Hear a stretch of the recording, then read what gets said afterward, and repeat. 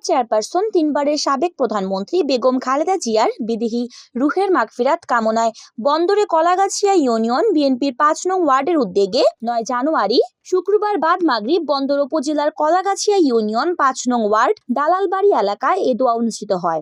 এ সময় সাবেক MP advocate Abul কালামের সুস্থতা কামনা করে দোয়া পরিচালনা করা হয়। কলাগাছিয়া ইউনিয়ন ৫ নং ওয়ার্ড বিএনপি সভাপতি শাহাদাত হোসেনের সভাপতিত্বে ও সাধারণ সম্পাদক মোস্তফা মিয়ার সঞ্চালনায় অনুষ্ঠানে প্রধান অতিথি হিসেবে উপস্থিত ছিলেন নারায়ণগঞ্জ ৫ আসনের তিনবারের সাবেক সংসদ সদস্য অ্যাডভোকেট আলহাজ আবুল কালামের পুত্র নারায়ণগঞ্জ মহানগর বিএনপির যুগ্ম আহ্বায়ক আলহাজ আবুল কাউসার আশা। প্রধান বক্তা হিসেবে বক্তব্য রাখেন কলাগাছিয়া ইউনিয়ন বিএনপির সভাপতি শাহাদুল্লাহ মুকুল। বিশেষ বক্তা হিসেবে উপস্থিত ছিলেন ইউনিয়ন বিএনপি সাধারণ সম্পাদক নজরুল ইসলাম। এ সময় অন্যদের মধ্যে আরো উপস্থিত ছিলেন প্রবীণ বিএনপি নেতা শহীদ হোসেন মেম্বার, কলাগাছিয়া ইউনিয়ন সাবেক সাধারণ সম্পাদক ফরিদ হোসেন, সাংগঠনিক সম্পাদক সজীব খন্দকার, প্রবীণ বিএনপির নেতা মোতালেব হোসেন, নারায়ণগঞ্জ মহানগর যুবদলের আহ্বায়ক কমিটির সদস্য মিনহাজ মিঠু, বন্দর থানা যুবদলের নেতা আব্দুস সাত্তার, ৫ নং ওয়ার্ড বিএনপির সাংগঠনিক সম্পাদক নাসির উদ্দিন, বিএনপি নেতা মোতালেব মিয়া, যুবদল নেতা দিন ইসলাম প্রধান। দোয়া ও মোনাজাত পরিচালনা করেন দালালবাড়ি জামে মসজিদ এর ইমাম ও খতিব হযরত মাওলানা ওমর ফারুক। পরিশেষে সকলের মাঝে রান্না করা খাবার বিতরণ করা হয়। আমরা বিএনপি ভারতকে প্রমাণ করে তো বিএনপি হলো বিএনপির প্রাণ। তাই আপনাদের কাছে আগ্রহ থাকবে যে আমরা যেন ভারতকে শুধু আমাদের না, আমাদের পরিবারের লোক, আশেপাশের লোক, সবাইকে ব্রডকাস্ট করব। যত বেশি ব্রডকাস্ট করবে তত আমরা বেশি সবচেয়ে বেশি সত্য এবং ভালো ফ্যামিলি হলো যারা আজিম ফ্যামিলি। এটা আবার প্রমাণ হয়ে গেছে যে যতবার নির্বাচন হয়েছে যারা আজিম ফ্যামিলি গেছে দেশের লোক ধারণা রাজনীতিকে নিয়ন্ত্রণ করেছেন যে তারা হাতে করে দিয়েছে। আমরা চাই নেক্সট ইনশাআল্লাহ কিছু দিনের পর আশাবাদীকে আমরা এই রাজনীতির কান্ডারি হিসাবে আমরা আমাদের মাঝে দেখতে চাই।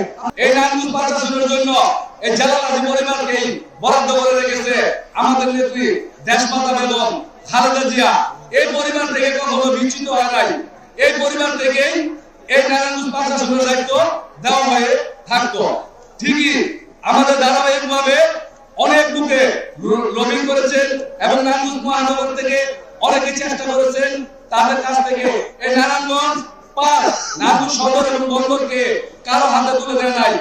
একমাত্র যাকে এই নারায়ণগঞ্জের ৫ আসনের সবচেয়ে শক্তিশালী এবং সবচেয়ে গুরুত্বপূর্ণ ব্যক্তি, যাকে নেতা হিসাবে, মুরব্বী হিসাবে আমাদের নেতা তারেক রহমান যাকে যুদ্ধ মনে করেছে, তার হাতে আজকে নারায়ণগঞ্জ ৫ আসনকে তার হাতে তুলে দিয়েছেন।